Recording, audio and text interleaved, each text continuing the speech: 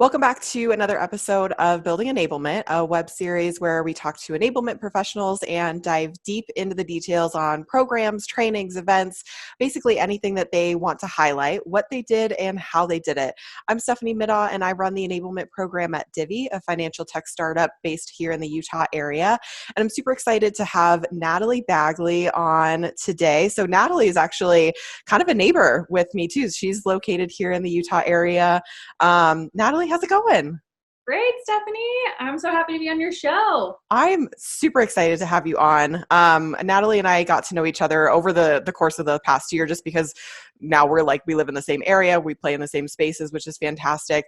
Natalie is actually, unfortunately, she was one of the folks that was affected by this COVID Black Swan event. So Natalie's actually looking for her new opportunity right now. She's heading up the Women in Sales Enablement chapter here in the Utah area. So she's doing a lot of great things, but she is looking for her next adventure. She is incredibly talented. So I am really excited to highlight what she's done so far in her enablement career here. Natalie, that's a little bit about you, but I would love you to share a little bit more about your background, your experience, anything that you want to talk about with who might be listening. Yeah, absolutely. So great to be on the show again, Stephanie. Thanks for inviting me. A little bit about myself, a little more context about maybe how I got into enablement personally. I've been in sales roles for over a decade now. And in those sales roles, I really discovered that an additional skill or passion that came out in me was coaching and mentoring and training others. I've always found myself in positions of leadership on my sales teams and felt that sales team members felt comfortable and confident and respected me enough to come to me and be like, hey, Natalie, this is going on with my deal. What do you think? What should we do? Or gosh, I just had this phone call and this went wrong. Like, can you help me understand where it went wrong? And, I would definitely give my time. And that's where I was like, as much as it is still thrilling for me to close deals, like nothing's better than that, right? And getting the big sales paycheck.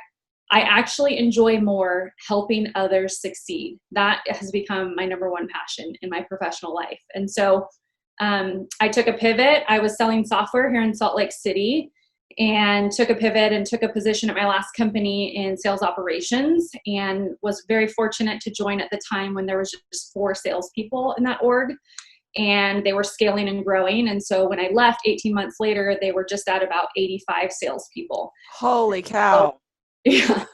So really, I think trial by fire and also just, blood, sweat, and tears, built that program from scratch and loved every second of it. And so I'm really technically new to being in an enablement seat, you can say.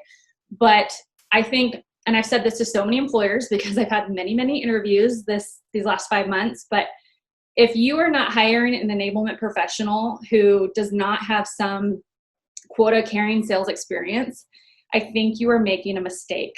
And I will claim that until I die. I think it's so important for enablement professionals to have hands-on experience selling, running a territory, owning pipeline management, talking about deal desks, defending their opportunities to leaders and making sure it's quality, going out in a territory, having face-to-face sales conversations, all these skills that we teach in enablement. I think that enablement professionals really have an edge above others who haven't actually sold anything before. So I'll pause there, but that's how I got into enablement. I completely agree with that 100%. And that's actually something, I don't have any sales experience. And that's actually something that I do kind of see as almost like a hindrance to me and like my enablement practice. One of the things that I really liked when I joined Divvy was they had promoted someone from within, from the sales team to the enablement role. And I think that is so critical. Like maybe your entire team doesn't need to be like post quota carrying members, but you need to have a couple of people on your team that do, because they're going to earn the trust of the reps way faster than if you don't have experience. And 2, like you've been in their shoes, like you understand everything that they've done. And I ran it past the gentleman that was on my team with me all the time. I was like, is this what they need? Am I like rose-colored goggles coming at this with, just like, this is going to be great. But in reality, it's like, this isn't what we need at all. So it's that gut check that you need for someone to come in that has that experience and has lived that life and been there before. Yeah, I 100% agree. And I think there is so much value from folks who have been like enablement practitioners from the start or in some type of training capacity their whole career. I agree. I think that's still critical to have on a team. But if you want like a really well-rounded enablement function, like you said, having someone like your colleague who has, made 100 phone calls a day, who has had a door slammed in their face, who has missed their quota and gets their paycheck and they're like, shoot, this freaking sucks. And then they're all grumpy and down about it for 10 days or so. It's like someone who's been in their shoes, exactly like you said. Yeah. 100%. And I think that like having a really well-rounded team is critical to the success of an enablement organization as a whole. Awesome. So, I mean, that was great, but like, that's actually not what we're talking about today. That's another topic. Exactly. And I love kind of like these like random kind of like sidebar conversations that always end up happening. But Natalie, what was one of the things that you wanted to, in particular, like you feel really passionate about that you wanted to highlight on today's show?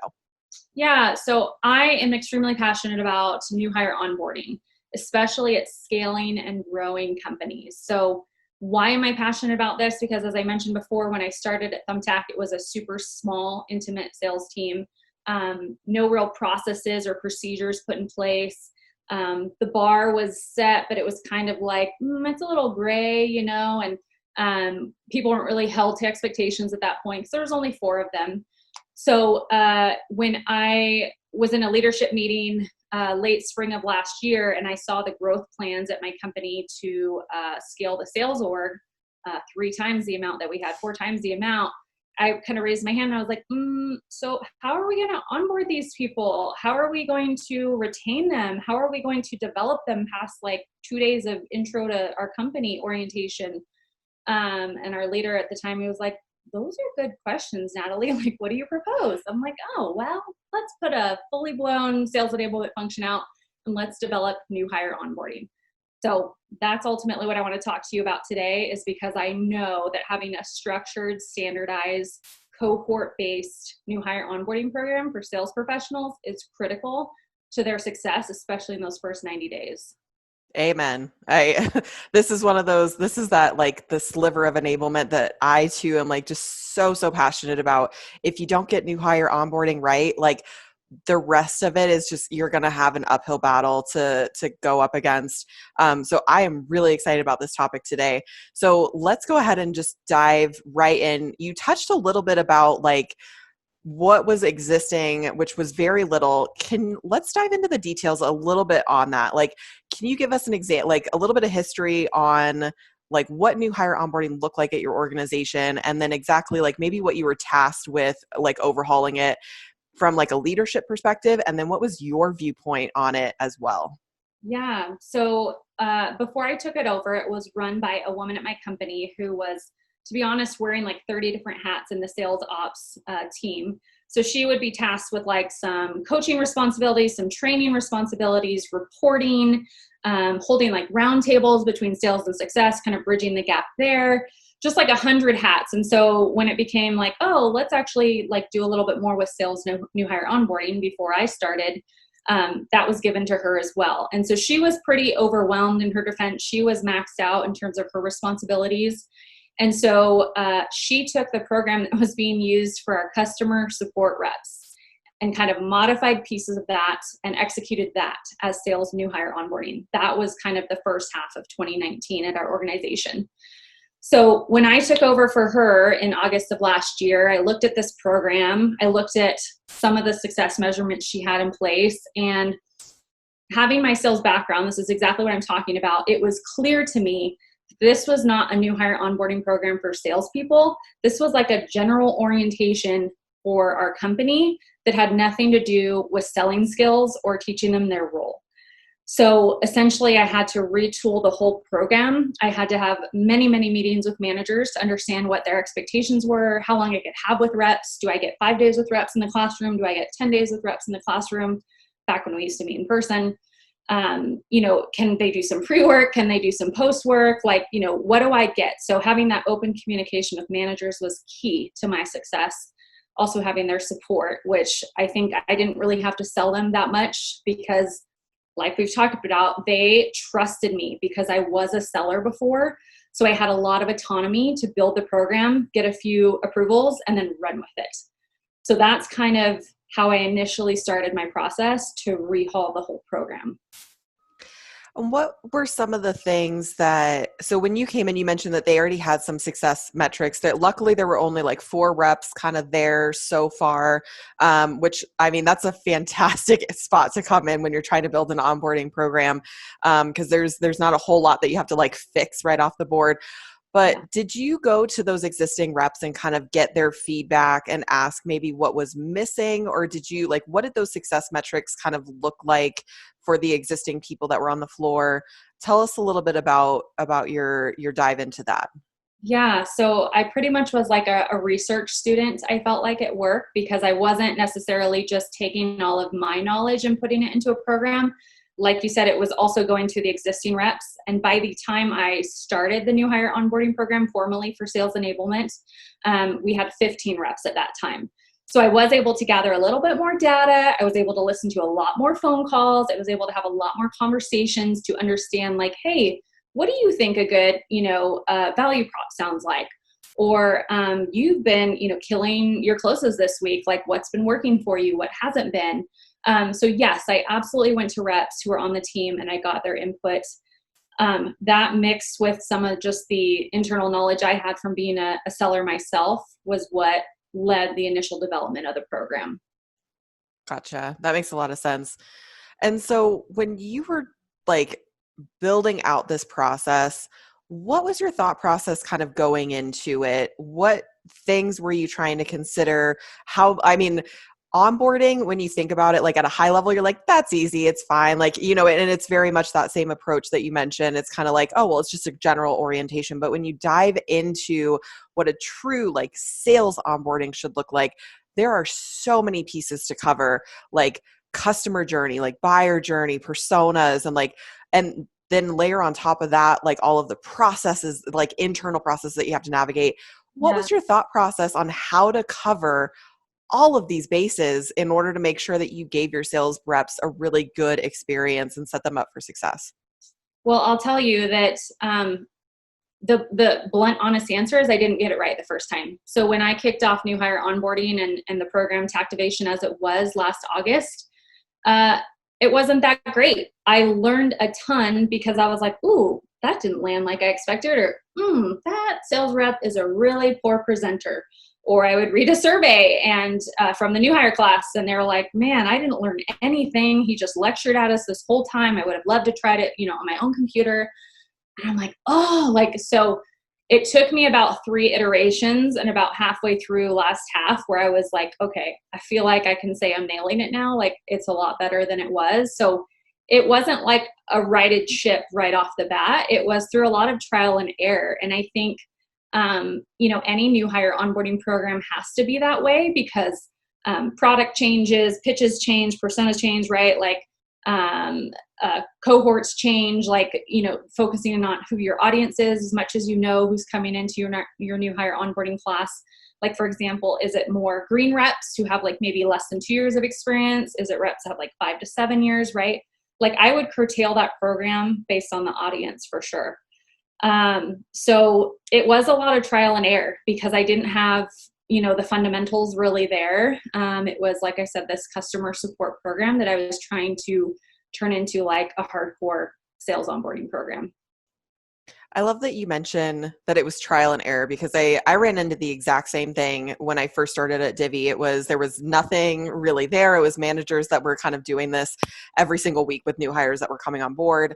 And my very first iteration, this sweet sales rep, he was the only person in our onboarding class, and we were just kind of like throwing him in there to see if it worked, and it fell flat. Like, most of the sessions that we held with him were just really terrible, and we like the very next week we locked ourselves away in a room again and like whiteboarded everything out.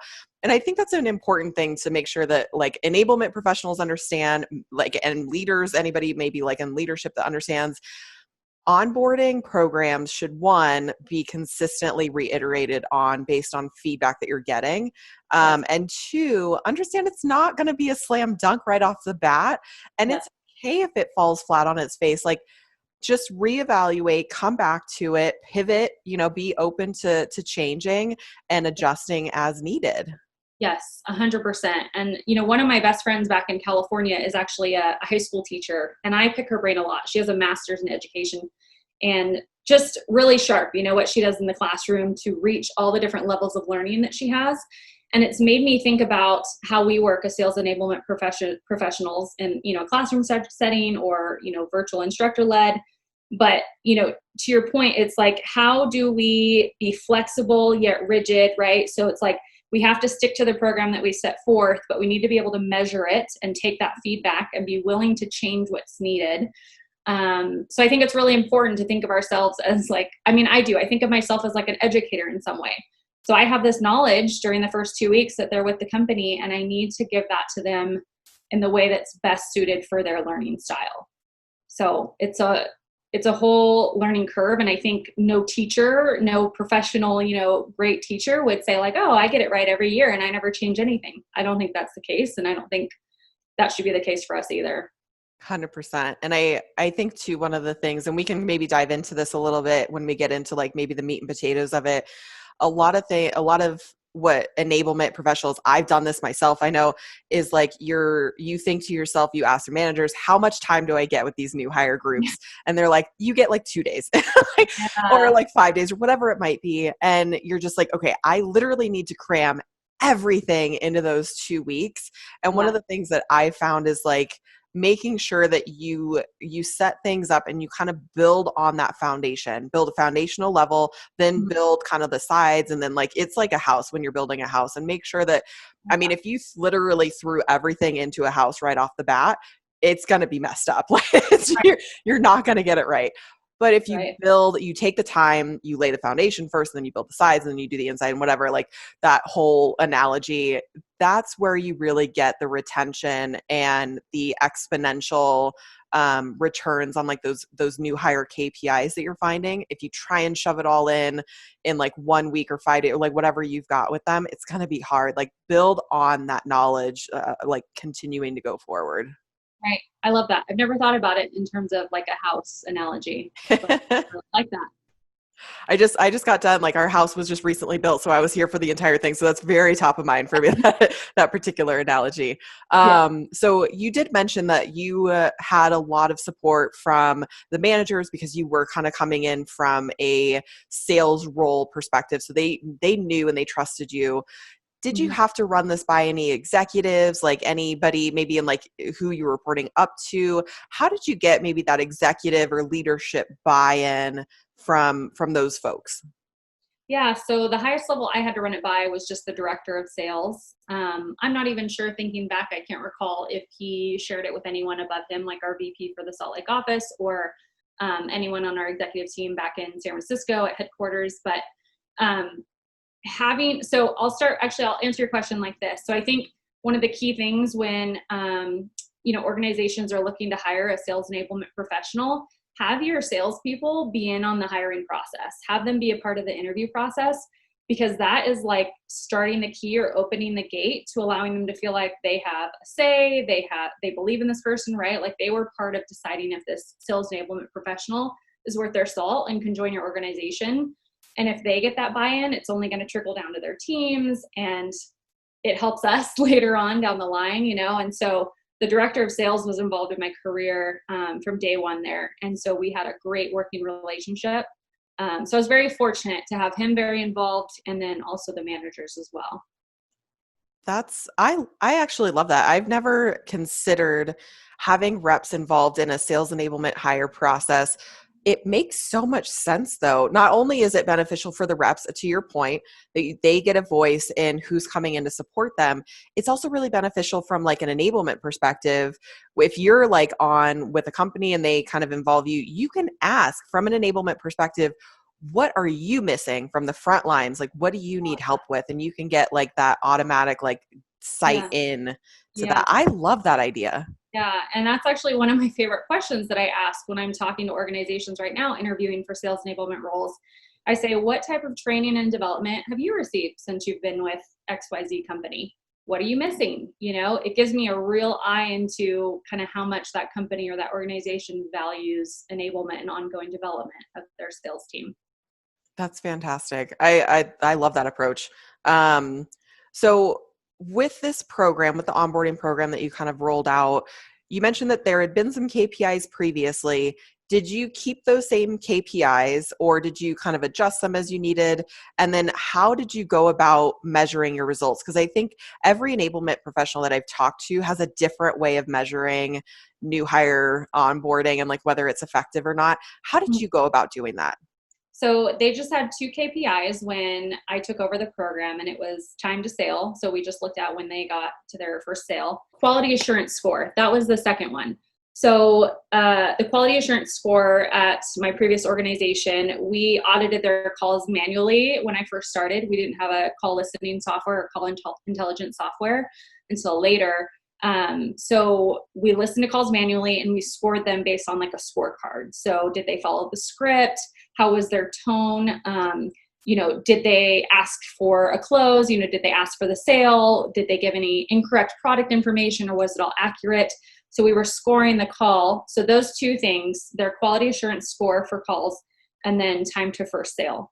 So quality assurance score was not part of my program the second round when I took over, but I kept time to value. And that was really the only thing I focused on. So that was my key metric, because I was doing the program from August to December last year. So I was like, well, I need some good data. And we had a new hire class almost every other week from the end of August to Christmas time. And so we decided on that. Yeah, we'll come back to that actually. I can talk about that.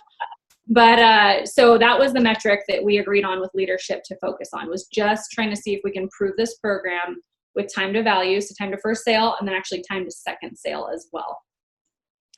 That time to second deal is a relatively new metric to me, and it blew my mind. I was like, holy crap, like this, that's another, like, this makes so much sense, because the first deal, maybe it was already in the pipeline, maybe it had already been going.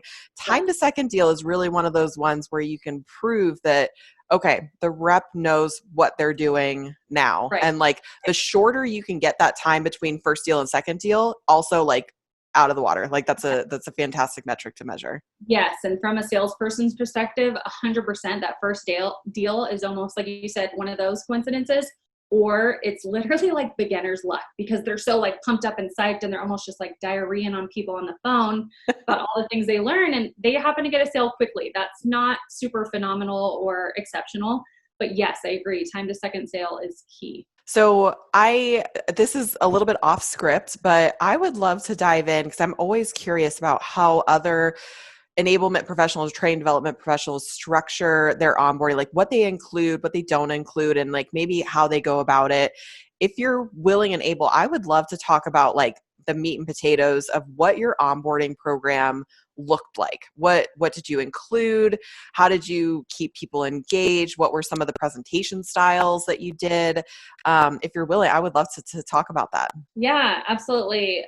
For kicks here, because I haven't seen it on paper for a while, but I actually printed out just my whole schedule here. So the first 10 days that I would have reps with me at my previous organization. And essentially, it didn't look like this. This was the end version. So as we got closer to the end of last year, and really like some of those kinks were worked out, and I was feeling like, wow, this program is really humming along. We're seeing the impact, the KPIs, results that we wanted. So the way it started for us is, when I first started in August, I only had 4 days with the reps. So they would go through like Monday company orientation, part of the day Tuesday, and then I would get them the rest of the week, and then until Monday the following week. Eventually we iterated, and we realized they need more classroom training. So we would send them out to do like on-the-job tasks. So they would sit at their desk and make calls, or sit with people and listen to calls, or they would listen to pre-recorded calls, and then they would come back, and we would, have a discussion around it, or do some type of hands-on activity, or what worked and what didn't work, whiteboarding exercise. So it became more of like a multifaceted program as we got to the end of last year, where I was trying to use all of that knowledge I had learned about what an educator is, and using, sight, scent, sound, like whatever I can, touch, like literally in the classroom, to engage all of their faculties to learn what they needed to learn.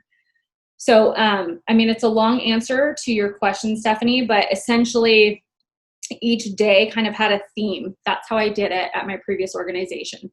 So day one theme, and they had this in their new hire workbook when they showed up for the first day, was like intro to our company, intro to HR, what are your benefits, what are the perks, a tour of the office. At the end of the day, we wanted to keep the tone like really high, right? So they had sat through all this general company orientation, which wasn't us, this was through HR and our people ops team, but we brought in the sales team. And sometimes we would have them like, you know, put their hands up like this and form a bridge, and the new people would like run through, and we did, I love that. Just like something to keep their energy going. So yeah, it was like an intro to their team, like rah, rah, rah, like let's keep you pumped. You know, you're one day down, you know, hopefully you'll be with us for a long time. So that was day one. And then day two was where we really introed them to our company, what we sold, what our product was, what our value prop was. We talked about one key thing that I learned that was really important to reps as we were iterating on this program is they wanted to know, how do we make money? So great, we learned what our product does, we learned who we sell it to, we learned like what's coming down the pipeline for product, but they weren't connecting the dots about how our company made money. And I would have never known that unless a few people highlighted it for me in a survey that I gave them, which is why surveys are so key. I'm curious to know, I'm going to pause there for a second. Do you guys do something like that at Divvy? Do you like train them on like, yeah, how does Divvy generate revenue as part of new hire onboarding? Yeah, absolutely. And that was another one that, you know, and we work in not like different businesses, different areas, but it is kind of a similar thing in that like any normal SaaS business, you're like, I get a contract, I sign it, and then like pay the money. And that's it. That's how I make my commission. In our case, we don't make money until the customer spends money. And then we have to kind of answer, like kind of move it backwards. This is actually something I had the same thing come up in that I just glossed right over it. And it was, you know, oh, well, how do I know who to prospect to, or how do I make money? How does this work? How does that work? And those are key pieces and I think it's important that you get that out of the way pretty quickly, because it's always going to be in the back of their head and they're always going to be wondering. And especially with sales reps, that's why they're in the role. Like they want that commission check at the end of the day. They have numbers they want to meet. And if you answer that out of the gate, like pretty early, and just be like, this is how the company makes money, this is how you are going to make money from that. Yeah. Then all of those questions are like done for the rest of the time that you have them. They can really sit there and absorb all of the other information instead of having this like, yeah, but like, how am I going to get my commission check at the end of the day? Right.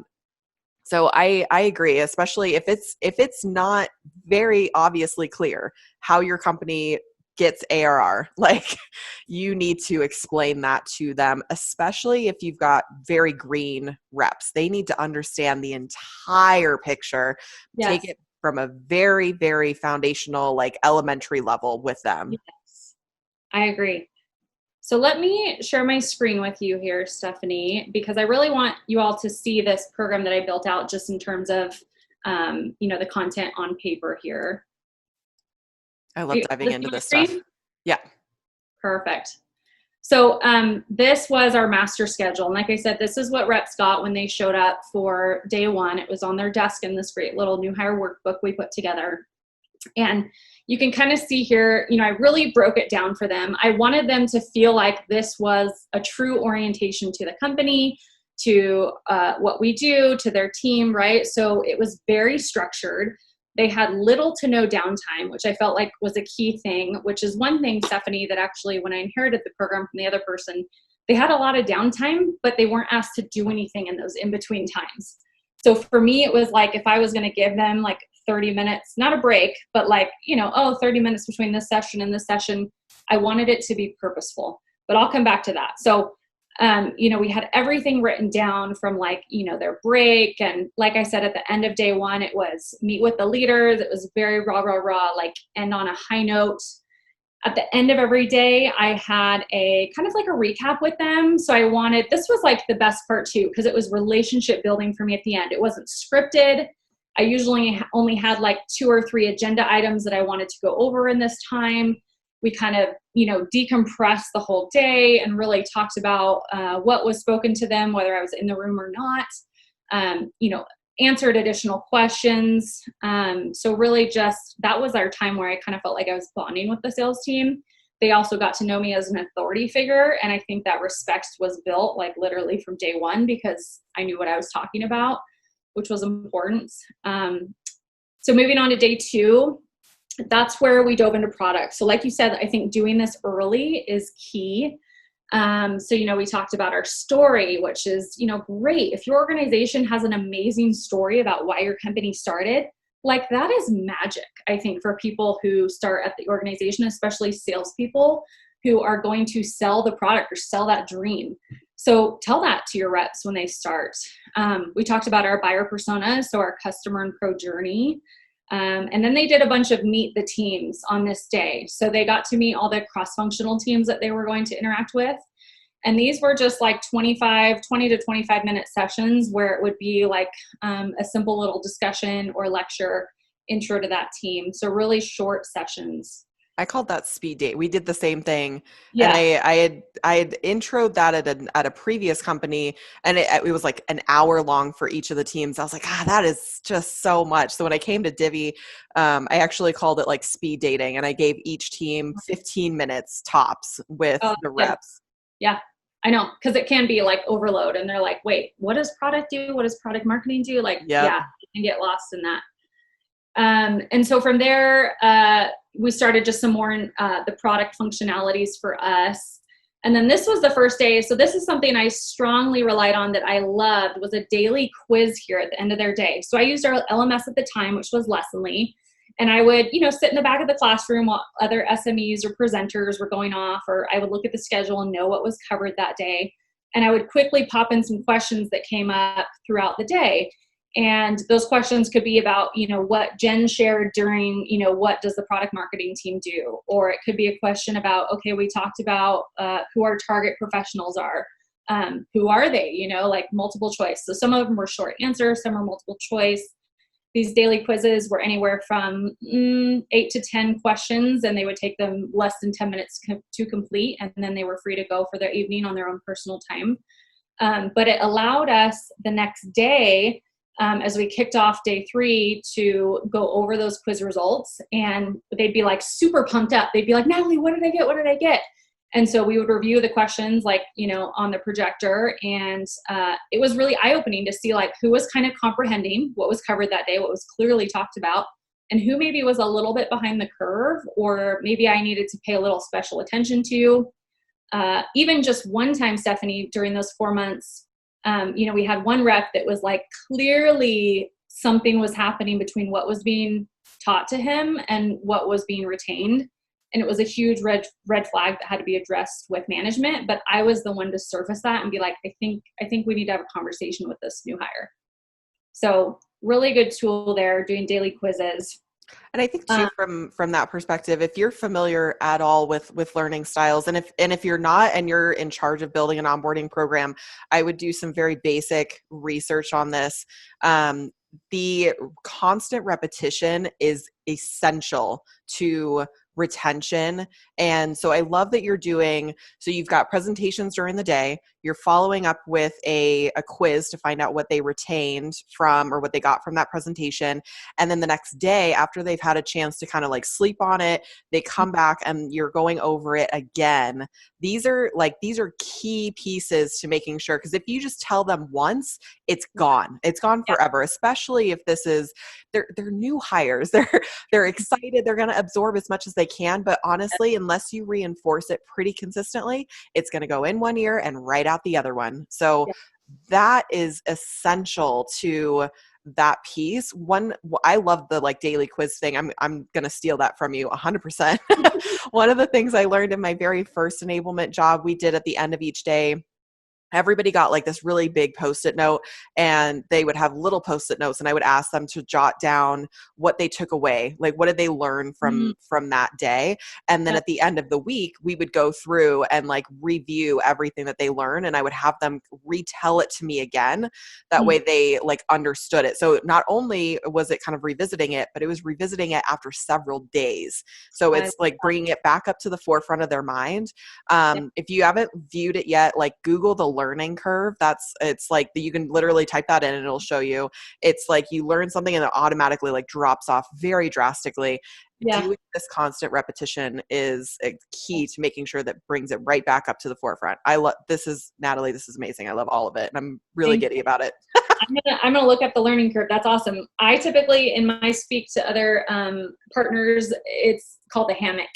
So it's when sales reps go in the hammock. So at first they're like, this great, exciting, I'm invested, and then whoop, they drop off and go into this hammock, and maybe they come back. So I've read somewhere that I think like the typical engaged adult really only gives you about 20 minutes of your brain, of their brain power before they start to go into this hammock. So 100% agree. I'm gonna look up that learning curve. That's great.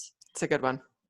So yeah, day 3 was really jumping into their role. So what did they do at Thumbtack? What did they sell? What was our script? So like really an overview of all of our processes here. One of my favorite things we did was this scripting classroom. So it was like this, I think this was 90 minutes between the scripting classroom and then the hands-on, but this wasn't led by me. So I brought in one of our top performers in sales, and then I brought in one of the managers, and they led these sessions, and they kind of did it for me with every cohort. But so essentially they would intro this part of our script. So they talked about the intro in our script, and then moving into discovery and qualification.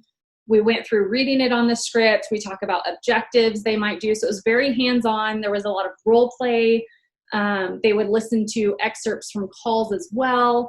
They talked about best practices, which was so good to have the rep in the room who was like a top performer because he was excellent at this. And then, yeah, they would listen to some good examples of the call that they would prepare. And then they really went into like a role play exercise. And for us, that meant pairing people up and putting them in little corners of the room. And then I would roam the room and kind of do some spot checking. The manager would roam the room, and then our top seller would roam the room too. So really just getting them saying the words like on day 3 that they would have to say was so important. So like that muscle memory, which you kind of talked about, like it's one thing to just be told what to do. It's a whole other thing to actually do it yourself. So absolutely. And I love that you've pulled in a top performing rep and a manager, because at a certain point, even if you do have that sales experience background, they don't really want to hear from you for like 10 days straight. Pull in subject matter experts as much as you can, especially if they're high performers. Like, not only does this give them like kind of that that jolt of just like, oh, I need to be kind of on my game, while they're watching me and prove that like I deserve to be here. It also gives them an opportunity to network with these people, to see what the best looks like at your company. Yes. All of that exposure, like if you don't have outside people coming in your onboarding, if they're just listening to like you and maybe like a colleague on your enablement team, rethink how you're doing it and like just sprinkle in some other people into the thing, because it also kind of like triggers their attention a little bit more. They're not just kind of like, okay, like it's just Stephanie and Natalie like talking to us. Like now it's like, oh, new person, like new tone, new approach to things, new ways that they have to like interpret what they're saying. All of these little nuanced things are so, so important to training and education and making sure that these understandings are sticking. Yeah. Yeah. And it told me, I love what you said. It triggers their attention. Yes. So these new people come in, there's this new energy. Maybe they're even like, oh, I need to impress the manager, which is good, healthy, whatever. But like, I know for myself as reps too, this is exactly how I would behave. If I was told like, oh, this is, Jenny, and she's batting like 95% right now. Like, I'd be like, awesome. There's the bar, and there's the person I need to come after. Like 100% that would be me in the rep shoes. And so sometimes that does come out because we make it a little bit of a like, okay, well, here's Jenny. And if you want to, be a top performer, let's listen to what she has to say. And those reps that are really like eager to perform are just like chomping at the bit. So it's really exciting. I'm going to fast forward because I know we're coming up on time here, but they would do some shadowing during that day for the first time too. Also, I would pair them up with a mentor.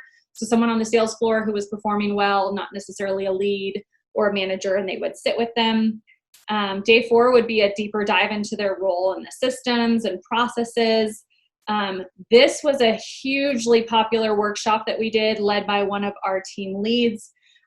He just has a lot of charisma. He actually came to me his 3rd week with Thumbtack, and he said, Natalie, I loved your new hire onboarding program, but I want to be a part of it. Can I lead a session? I'm really passionate about overcoming objections. Every enablement professional's dream. I know. Taylor, if you're watching this, shout out to you. But he was fantastic, super charismatic guy, really commanded attention of the reps, immediately earned their respect just because he was confident. Anyways, that was like a key thing, was like having him come in, and he was great. 3 weeks on the job, a clear leader. I'm just going to go to the end of my program. So I had 10 days with them total, and really just day 10 was going through a survey at the end and checking in. But the key thing here, and I'm looking for it. Oh, yes. So this is what they completed at the end of week 1. So they had to do what we called a sales skills exam, or eventually it became the sales grill. So they actually had to take with me a written exam. And it was, depending on the cohort, anywhere between 50 to 60 questions written, short answer and multiple choice. And it was everything that we covered in that week. Now, leading up to it, I'll come back to this grill. We played Jeopardy as a class. So I found like a free version of Jeopardy online, and we use this as prep for the sales grill. And so they would win, the losing team would win swag, and the winning team got gift cards, and that was always really fun. So that prepared them for the grill. But the grill was an open book exam for us. And the key behind this was so they could have their computers up, they could have notes up. I wanted to know more than, like, did they have it all in memory after 5 days? I wanted to know, could they use our tools and our processes to find the answer? So we told you how to use Guru, our content management system. We told you how to use Salesforce the way we use it at Thumbtack. Did you retain it? Or if not, do you know where to go to get the answer to be self-sufficient and, write it down yourself? So in any case, reps had to take this exam as part of the end of their week. And before they can get on the call or get on phones for week 2, they had to get an 80% on this exam or greater. I had sales leadership on board 100%. They believed in the program, they believed in the content, and they believed if reps did not get 80%, that's agreeable. They should not start making calls week 2. In 4 months of doing this program and the sales grill, I only had 1 rep ever who didn't get 80%. So I kind of loved it, and they really sweated it out, but they worked hard to get a good score on that. It was kind of like bragging rights. I love that too, because you're teaching them how to find the answers for the future. Like, you're setting them up for success. It's not just like what you said, you're not just testing what they recall in their memory, or testing how they can kind of self-serve and help themselves succeed in the future. That is so immensely important, because maybe you won't be there. Maybe they'll be on a call and they have to look something up really fast and they won't have anybody available. Everybody else is on a call. Having that, like what you said, that muscle memory to understand where to go to find things is so hugely important. I love that. Sales grill. I'm going to remember that. Yeah. Some of our team members, they thought like a grill was too aggressive of a name. And I'm like, no, I think it's fine. So anyways, I think key too. So, I surveyed reps at the end of week 1. Some of those questions pushed over to the end of week 2 onboarding survey. So I loved having in my surveys, we use SurveyMonkey, that like 3 or 4 questions transferred over from survey to survey so we could test their sentiment changing. But then some questions were specific, obviously, to things they went through that week. And, being in sales enablement, I'm sure you can agree, Stephanie, but I was literally the most surveyed employee at the company in terms of like how I was performing, because, I gave them so many surveys at the end of week 1, week 2, and then day 30 as well. And it was eye-opening. And if I didn't have that, I encouraged them. I was like, please be open, be honest, be brutally honest. Like, this is the only way this program is going to get better. And salespeople are really good about telling you how they feel.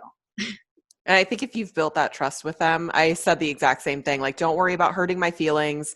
I won't know that this is bad unless you tell me. Like, be very candid with this. Like, and I think once they like dropped a little bit, like they tested the water a little bit, and I was like, that's great. Tell me more. And they were like, oh, okay. Like, and they Yeah, understood that this is actually something, and they could see it from the people that were coming on afterwards that I took that feedback and then improved the experience for the next people coming in, which I yeah. think just speaks volumes when you're not just being listened to as a sales rep, you're actually, being listened to, and then your ideas are going in and transforming it for the next group.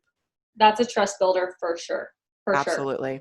So I'll just kind of end telling about the program just by summarizing with the KPIs. So not only did we see success in retention because we did not lose anybody during this from August to December at least.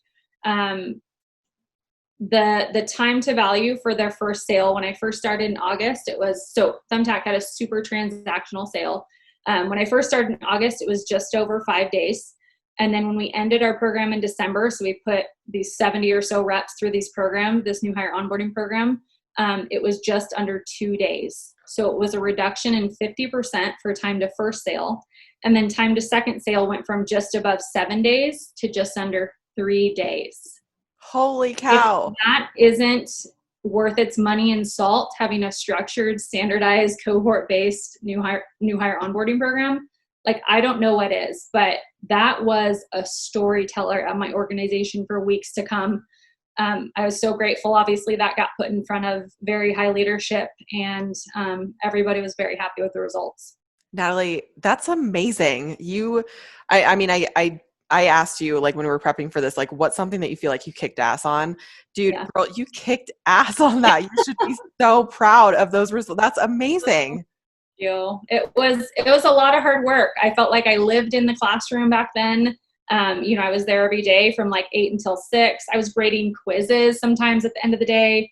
The skills exam I graded, or the skills grill, I graded on my weekends. But like literally, I felt so connected to those students, like those new hires, right? Those sales reps. I was like, my success is 100% tied to your success.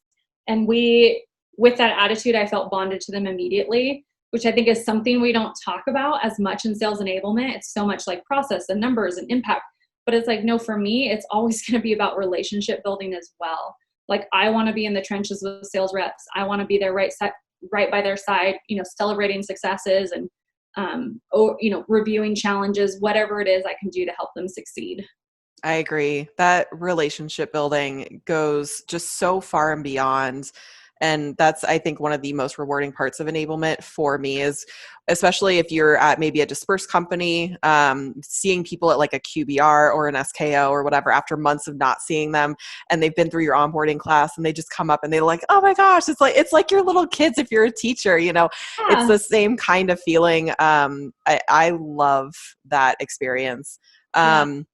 Natalie, I think that my last question for you that I like to leave people with is just kind of this actionable takeaway. What's something that you would recommend for anybody listening that they could take away from kind of your experience here with this onboarding program?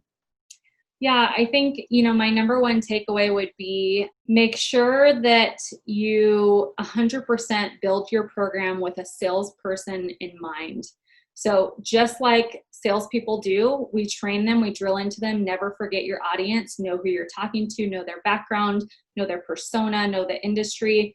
Like I kind of feel like I need to be the expert in salespeople as well, because that's who my customer is. And especially in new hire onboarding, like those first few days, sometimes even the first few hours of the company can really leave like a bad taste in their mouth. And they're like, wow, I didn't make the right decision. Like I would hate for a new hire to think that someone who went through our interview process, we thought we were a great fit for the company. They were, we were a good fit for them. And then they have a poor experience during those first few days. So always remember who your audience is and think about them just like they think about approaching a sale, that it's something you just have to do. Like it's do or die. You're in it until the close. So make sure you get them through and see them to success. That's fantastic. Natalie, thank you so much for sharing your experiences and like coming on today. Like onboarding, super passionate for me anyway, so I loved this conversation. But you have done some truly phenomenal work in your past, and any company is going to be lucky to snatch you right up. Thank you. Thank you so much. This was wonderful. Awesome. So, and thanks to all of our viewers for watching. If you or someone that you know in the enablement community would be great to highlight on the show, please tag them in the thread below or link them to this video. Make sure to connect with Natalie on LinkedIn. If you have any opportunities or know of anybody that's hiring, definitely reach out to her. She is going to be a phenomenal add to any organization. And if you like this video, make sure you hit that thumbs up button and subscribe to the channel if you want to get alerts about new videos, which I do try to upload every single week. And until next time, keep building, everybody.